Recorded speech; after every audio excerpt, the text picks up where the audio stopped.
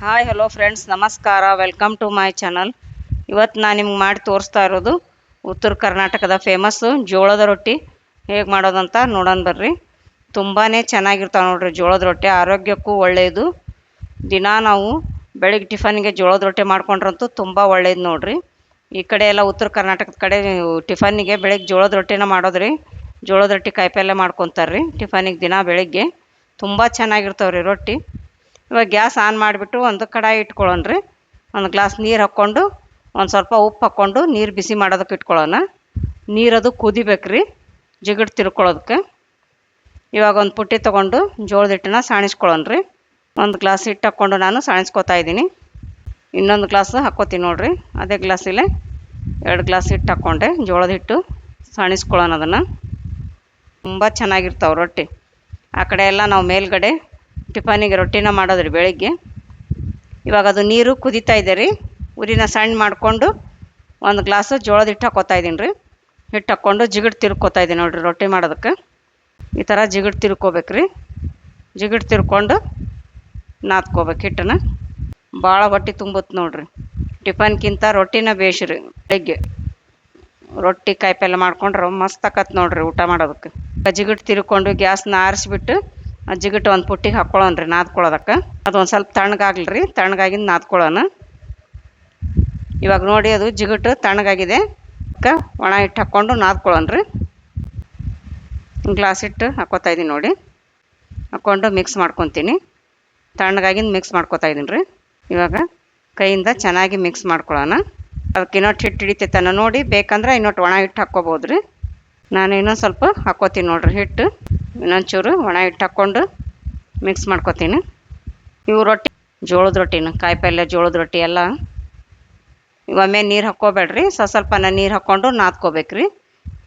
ನೀವು ಎಷ್ಟು ಚೆನ್ನಾಗಿ ಮಿದ್ದಿ ನಾದ್ಕೊತೀರಿ ಅಷ್ಟು ಚೆನ್ನಾಗಿ ರೊಟ್ಟಿ ಉಬ್ಬಿ ಬರ್ತಾವ್ರಿ ಮತ್ತು ಸ್ಮೂತ್ ಅಕ್ಕಾವ ನೋಡಿರಿ. ಲಟ್ಸೋದಕ್ಕೂ ಸರಳ ಬರ್ತಾವ್ರಿ. ಚೆನ್ನಾಗಿ ನಾದ್ಕೋಬೇಕ್ರಿ ಹಿಟ್ಟು. ಮಿದ್ದಿ ನಾದ್ಕೋಬೇಕ್ರಿ ಚೆನ್ನಾಗಿ. ನೀರು ಹಾಕ್ಕೊಂಡು ಮಿದ್ಕೊಂಡು ನಾದ್ಕೊಳ್ಳೋಣ್ರಿ. ಆರೋಗ್ಯಕ್ಕೂ ಒಳ್ಳೇದು ನೋಡಿರಿ ಜೋಳದ ರೊಟ್ಟಿ. ನೋಡಿ ಈ ಥರ ಮಿದ್ಕೊಂಡು ನಾದ್ಕೋಬೇಕು. ಯಾಕಂದ್ರೆ ಇವು ಜೋಳದ ರೊಟ್ಟಿನ ಕಡಕ್ ಮಾಡಿ ಇಟ್ಕೋಬೋದು ರೀ. ತುಂಬ ಚೆನ್ನಾಗಿರ್ತಾವ್ರಿ ಇವು ಜೋಳದ ರೊಟ್ಟಿ. ಬಿಸಿ ಬಿಸಿ ಅಂತೂ ಮೆತ್ತನ್ನು ಭಾಳ ರುಚಿ ಹಾಕಾವ್ರಿ ತಿನ್ನೋದಕ್ಕೆ. ನೀವು ಮಾಡಿ ಇಟ್ಟಿರ್ತೀರಲ್ರಿ ತಣ್ಣಗಾದ್ರೂ ಕೂಡ ಮೆತ್ತಗೆ ಹಾಗೆ ಇರ್ತಾವೆ ನೋಡಿರಿ ರೊಟ್ಟಿ. ಭಾಳ ಚೆನ್ನಾಗಿರ್ತಾವ್ರಿ ಊಟ ಮಾಡೋದಕ್ಕೆ. ಹಿಟ್ಟು ಒಂದು ಸ್ವಲ್ಪ ಇದು ಗಟ್ಟಿಯಾಗಿರ್ಲಿ ರೀ. ಈ ಥರ ಇರಲಿ ರೀ ಹದ. ಇವಾಗ ಒಂದು 2 ಭಾಗ ಮಾಡ್ಕೊಂಡು ಒಂದು ಹಿಟ್ಟನ್ನ ನಾದ್ಕೊಂಡು ಉಳ್ಳಿ ಮಾಡ್ಕೊಳ್ಳೋಣ್ರಿ. ಈಗ ಲಟ್ಸೋದಕ್ಕೆ ಚಪಾತಿ ಮಣಿ ತೊಗೊಂಡು ಹಿಟ್ಟು ಒಂದು ಸ್ವಲ್ಪ ಮಿದ್ಕೊಂಡು ಉಳ್ಳಿ ಮಾಡ್ಕೊಳ್ಳೋಣ್ರಿ. ನೋಡಿರಿ ಈ ಥರ ಚಿಕ್ಕ ಚಿಕ್ಕದಾಗಿ ಉಂಡೆ ಮಾಡ್ಕೊತಾ ಇದ್ದೀನಿ. ನಿಮಗೆ ಯಾವ ಸೈಜ್ ಬೇಕು ನೀವು ನೋಡಿ ಮಾಡಿಕೊಡ್ರಿ.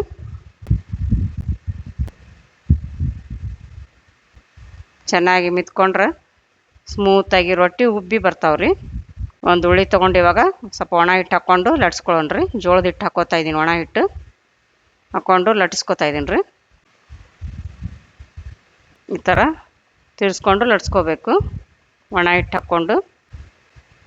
ನೀವು ಇದಕ್ಕೆ ಜೋಳದ ರೊಟ್ಟಿಗೆ ಬದ್ನಿಕಾಯಿ ಪಲ್ಯ ಕಾಳು ಚಟ್ನಿ ನೀವು ಯಾವುದಾದ್ರೂ ಮಾಡ್ಕೊಬೋದು ನೋಡಿರಿ. ಎಲ್ಲವೂ ಚೆನ್ನಾಗಿರ್ತಾವೆ ರೀ ಜೋಳದ ರೊಟ್ಟಿ ಜೊತೆ. ಬಿಸಿ ಬಿಸಿ ರೊಟ್ಟಿ ಜೊತೆ ತಿನ್ನೋಕೆ ತುಂಬ ಟೇಸ್ಟಿಯಾಗಿರ್ತಾವೆ ನೋಡಿರಿ ಜೋಳದ ರೊಟ್ಟಿ. ಬಿಸಿ ಬಿಸಿ ರೊಟ್ಟಿ ನಿಮ್ಗೆ ಬೇಕಂದ್ರೆ ಬೆಳಗ್ಗೆ ಟಿಫನ್ಗೆನ ಮಾಡ್ಕೊಬೋದು. ಇಲ್ಲ ಮಧ್ಯಾಹ್ನ ರಾತ್ರಿ ಊಟಕ್ಕೆ ಕಾಯಿಪಲ್ಯ ಜೊತೆ ನೀವು ರೊಟ್ಟಿನ ಮಾಡ್ಕೊಂಡು ತಿನ್ಬೋದು ರೀ. ನೀವು ಮೆತ್ತಗಾಗ್ತಾವೆ ನೋಡಿರಿ ರೊಟ್ಟಿ. ತಣ್ಣಗಾದ್ರೂ ಕೂಡ ಮೆತ್ತಗೆ ಇರ್ತಾವೆ ನೋಡಿರಿ. ಇವಾಗ ಹಂಚು ಕಾಸಕ್ಕಿಟ್ಟಿವಲ್ರಿ. ಹಂಚು ಬಿಸಿಯಾಗಿದೆ. ರೊಟ್ಟಿ ಹಾಕ್ಕೊಳ್ಳೋಣ್ರಿ. ಸುತ್ತಲೂ ನೀರು ಹಚ್ಕೊಳ್ಳೋಣ್ರಿ. ಬಟ್ಟೆಯಿಂದ ಹಚ್ಕೊಂಡು ಒಂದು ಸೈಡ್ ಬೆಂದ್ಮೇಲೆ ಹೊಳಿಸಿ ಹಾಕ್ಕೋಬೇಕು. ಒಂದು ಸೈಡ್ ಬೆಂದ್ಮೇಲೆ ಹೊಳಿಸಿ ಹಾಕ್ಕೊಂಡು 2 ಸೈಡು ಚೆನ್ನಾಗಿ ಬೇಯಿಸ್ಕೊಂಡು ತಕ್ಕೋಬೇಕು. ಉರಿನ ಸಣ್ಣಗೆ ಇಟ್ಕೊಳ್ರಿ. ಜೋರು ಇಟ್ಕೊಂಡ್ರೆ ಹೊತ್ತಿ ಬಿಡ್ತಾವೆ. ಉರಿ ಸಣ್ಣಗೆ ಇಟ್ಕೋಬೇಕು ನೋಡಿ. ಈ ಥರ ಬಟ್ಟೆಯಿಂದ ಒತ್ಕೊಂಡು ಬೇಯಿಸ್ಕೋಬೇಕು.